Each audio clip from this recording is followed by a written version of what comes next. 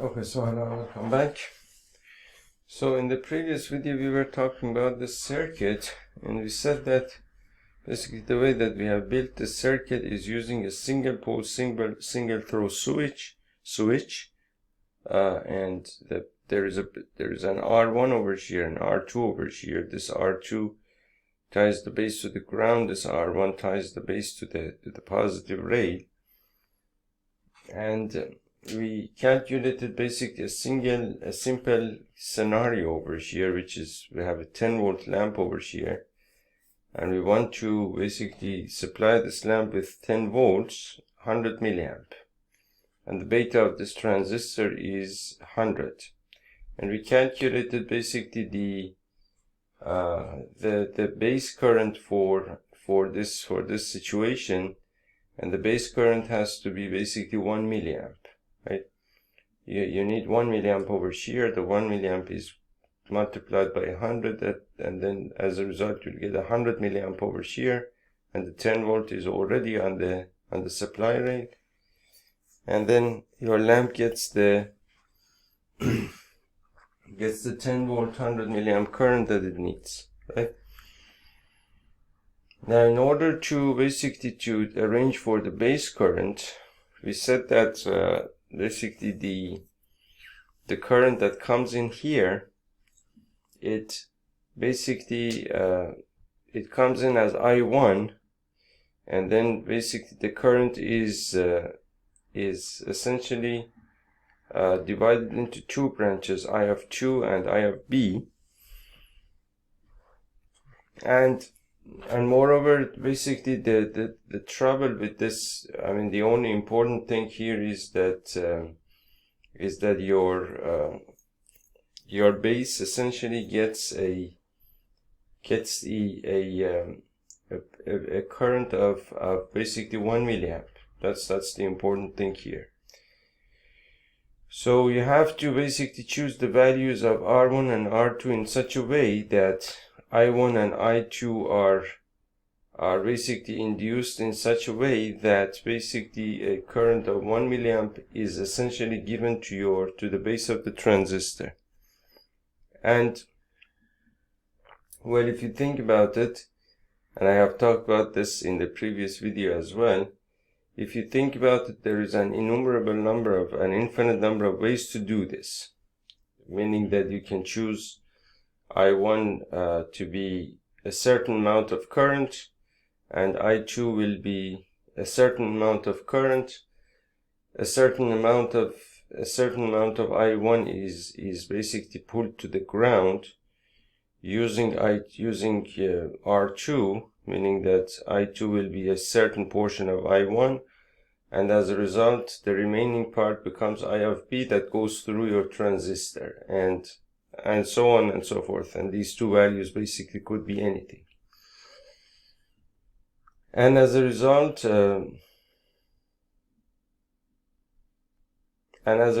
basically what happens is that there is practically no way to do this, no definitive way to do this.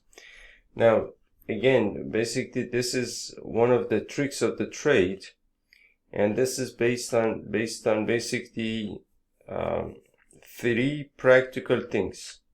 First of all, the way that I'm going to explain it, it seems that this way that the circuits have been working reliably and properly without any problems.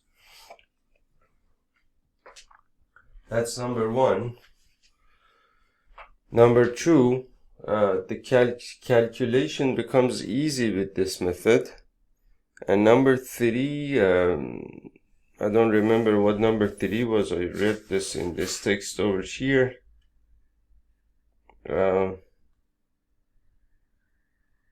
Practical choice. It makes the arithmetic easy, and it's not overly complicated and doesn't involve unnecessary calculations, which is essentially what I already said. So what they do is that they basically have made an arbitrary choice among all of those choices. They have made an arbitrary choice that actually works reliably, and calculation wise it's not complicated. And the choice that they have the choice that they have made is that they have set I2 to 10 times greater than I of B. Basically I of 2 is supposed to be 10 times greater than I of B, and it seems that this way basically you can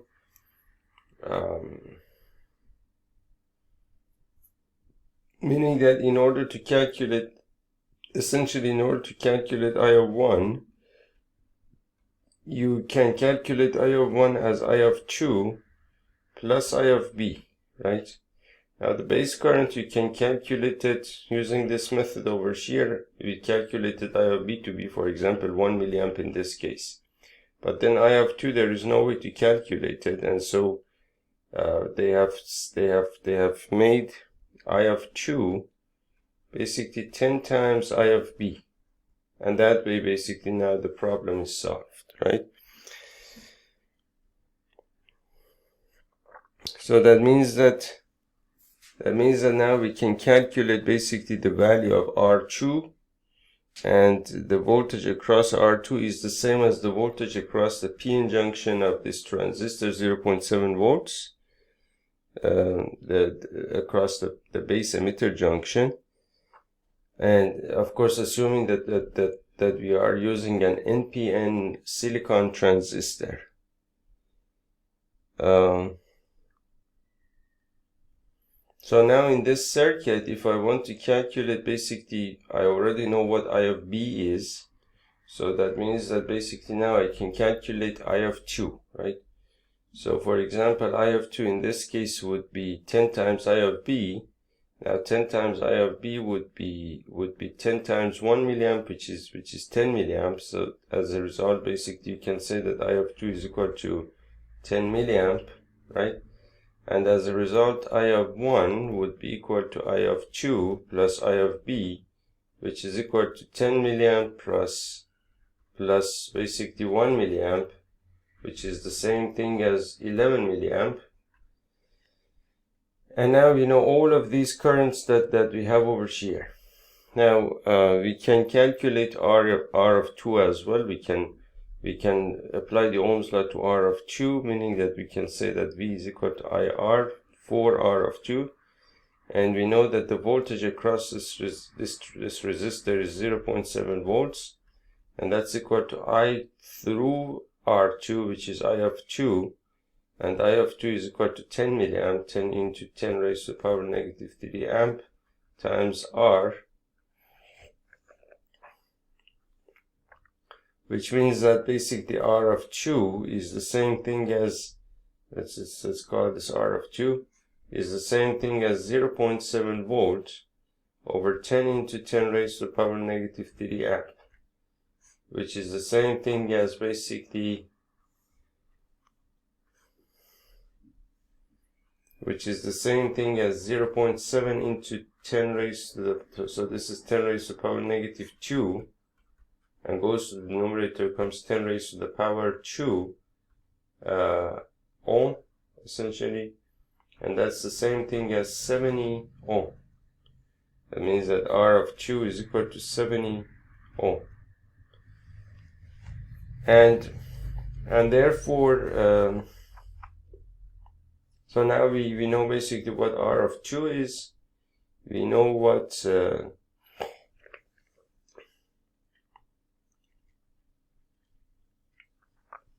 we know what R of 2 is. We know what this I of 2 is. We know this what I of 1 is. We know what I of B is.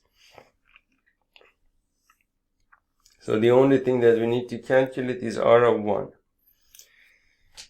Now to calculate R of 1, essentially the current through R of 1 is I1, and I1 is basically 11 milliamp, right? So I1 is equal to 11 milliamp,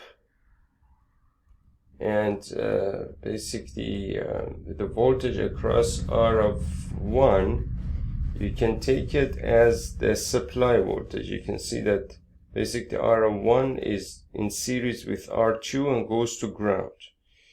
Now the voltage across this R2 is only 0.7 volts, and the supply voltage across both of these resistors is 10 volts. So that means that you can ignore the 0.7 volt across R2 and imagine that there is simply 10 volts across R1, right? Which means that basically V of R1 is the same thing as 10 volts. And so if I apply the Ohm's law to R1, I'll get V is equal to IR. So 10 volts is the same thing as basically the current through R1, which is basically 11 milliamp, 11 into 10 raised to the power negative 3 amp times basically R1. And that means that basically R1 is the same thing as 10 volt by 11 into 10 raised to the power negative 3 amp. And that's basically 10/11th times 10 raised to the power negative 3 ohms. That is basically, what is 10/11th? 10/11th is 0.9090 and so on and so forth. So I take this as 0.91 into 10 raised to the power 3, which is the same thing as ohms, which is the same thing as 910 ohms, right? So that means that R1 is equal to 910 ohms. So now we have the value of R1 as 910 ohms.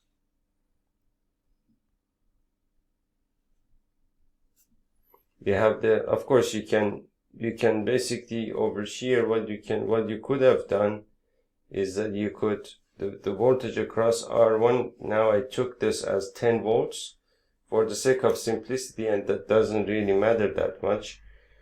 But you could also, I mean, if you need more accuracy in your circuit, which is in most cases is not really that important, because all of these values that you use here, they have their own tolerance and all of those things, and so there is and then basically and then basically use most probably a capacitor in your circuit or something like that. And for example, when you use say for example you're using an electrolytic capacitor in your circuit, the electrolytic capacitor has sometimes all the way up to 50% tolerance or something like that. Your resistors are usually, I don't know, 5-10% tolerance, and so these tolerances, I mean, among all of these tolerances, the fact that I've taken the voltage as 10 volts instead of 9.3 volts is not that important really.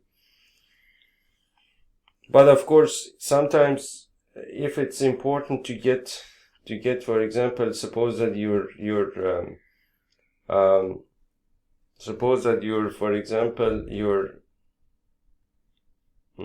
you're designing a power source or something like that, a voltage source, a reference voltage source or something like that, and you want to calculate basically, for example, the voltage all the way up to 100,000th of a volt basically accurately. In those cases, of course, it's important to get all of these right, and then you have to use the right resistors basically with not much tolerance, for example 1% tolerance, and then you have to use the right capacitors, and you have to do the proper accurate calculation and all of those things. But of course, well, in those situations it would be necessary to do proper calculations, but the more properly that you want to do the calculation, the more time it's going to take. So depending on what you're doing, then of course you change the way that you do things. Of course, you already know that. So so the value of R2, we got that as 70 ohm, and that's basically the That's basically how you would calculate this circuit over here. So essentially, to be able to calculate this circuit, you need to understand it properly. Now, but that's not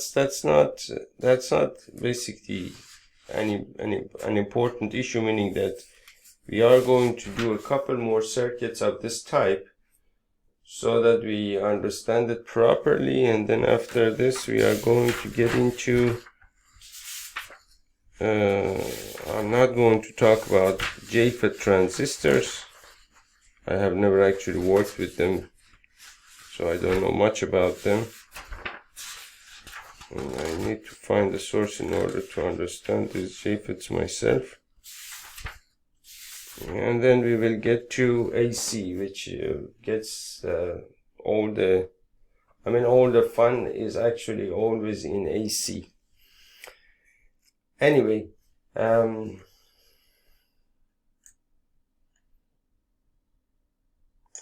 we are actually done with this, with the second part of this video. And so what I'm going to do is